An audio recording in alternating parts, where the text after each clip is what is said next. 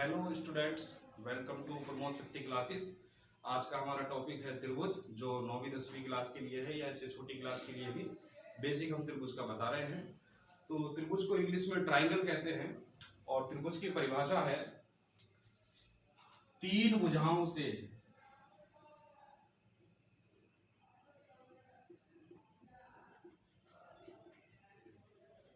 घिरी हुई आकृति को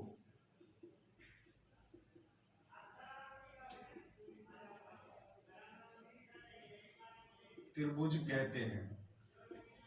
तीन भुजाओं से घिरी हुई आकृति को त्रिभुज कहते हैं। अर्थात जैसे तीन भुजा हम इस तरह से खींचेंगे या तीन साइड या तीन लाइन हम कह सकते हैं, तो एक, दो और तीसरी कोई भी लाइन खींच देंगे तो ये हमारा बन जाएगा त्रिभुज। अब त्रिभुज कई प्रकार के इसमें होते हैं। त्रिभुज के जो है डिफाइन करने के 6 प्रकार हैं।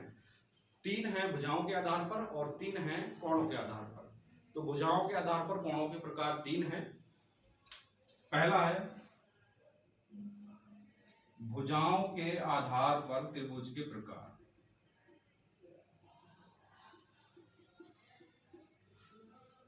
पहला है समबाहु त्रिभुज,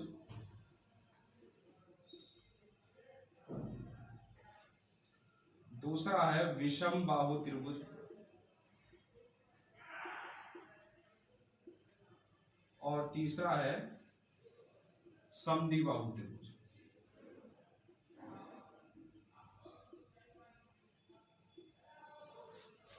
समबाहु त्रिभुज ऐसा त्रिभुज होता है जिसकी तीनों भुजाएं बराबर होती है, वह समबाहु त्रिभुज होता है। जैसे कि मान लीजिए ये कोई त्रिभुज है जिसकी तीनों भुजाएं बराबर हैं। मान लीजिए इसकी लंबाई 3 इकाई है तो इसकी भी 3 इकाई होनी चाहिए और तीसरी साइड भी हमारी 3 इकाई की होनी चाहिए।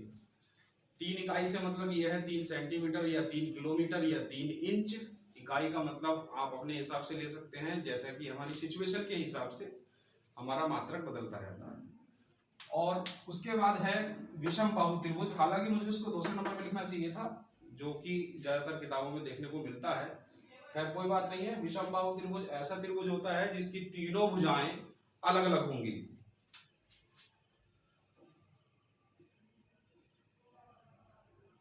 इस प्रकार से इस भुजा की लंबाई अगर 2 है तो इसकी 2 नहीं होनी चाहिए, दूसरी साइड कुछ और रहेगी, 3 रहेगी और दूसरी साइड इन 2 के अतिरिक्त कुछ और रह सकती है। ये दोनों में से सेम भी हो सकती है। ये हो जाएगी हमारी मान लीजिए 4। तो इस तरह का जो त्रिभुज होगा वो हमारा होगा विषम बाहु त्रिभुज, जिसकी तीनों भुजाएं अलग अलग हैं। समद्विबाहु त्रिभुज, समद्विबाहु त्रिभुज ऐसा त्रिभुज होता है जिसकी कोई 2 भुजाएं बराबर हों।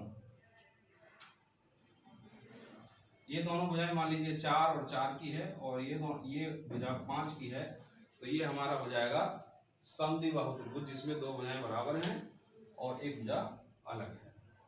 उसी प्रकार से अब जो हमारे त्रिभुज 6 प्रकार के मैंने बताए हैं, 3 प्रकार के त्रिभुज है भुजाओं के आधार पर। अब कोणों के आधार पर त्रिभुजों के प्रकार। कोणों के आधार पर, तो कोणों के आधार पर त्रिभुज पहला हो जाएगा न्यून कोण त्रिभुज, दूसरा हो जाएगा समकोण त्रिभुज, तीसरा हो जाएगा हमारा अधिक कोण त्रिभुज।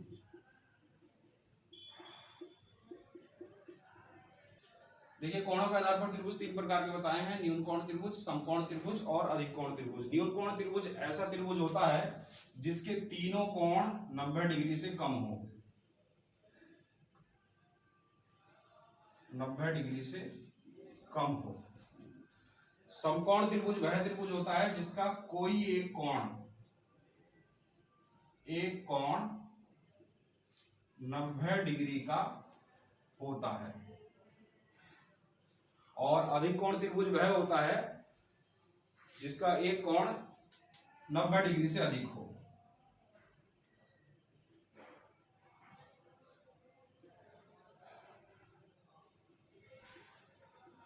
अधिक हो, इसकी आकृति हो जाएगी हमारी न्यून कोण त्रिभुज, समकोण त्रिभुज, अधिक कोण त्रिभुज की आकृति होगी।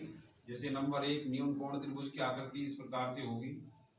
और चूंकि हम पहले से ही जानते हैं त्रिभुज के तीनों कोणों का योग 180 होता है, तो यह भी हम ध्यान रखेंगे, हमेशा त्रिभुज के तीनों कोणों को 180 होना चाहिए।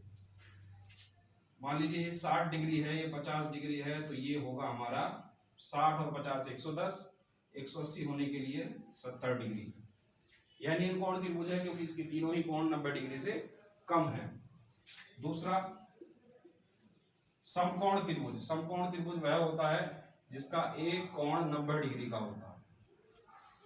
ये कोणों के आधार पर है, इसलिए इनको भुजाओं से कोई मतलब नहीं है, भुजाओं की कितनी लंबाइयां होंगी। इसके बाद में अधिक कोण त्रिभुज। अधिक कोण त्रिभुज वह होगा जिसमें कोई एक कोण 90 डिग्री से अधिक रहेगा। मान लीजिए ये 120 है, 180 होने के लिए ये कुछ भी हो सकता है। अगर ये 30 रहेगा तो फिर ये भी 30 रहेगा, तभी 180 का योग आएगा।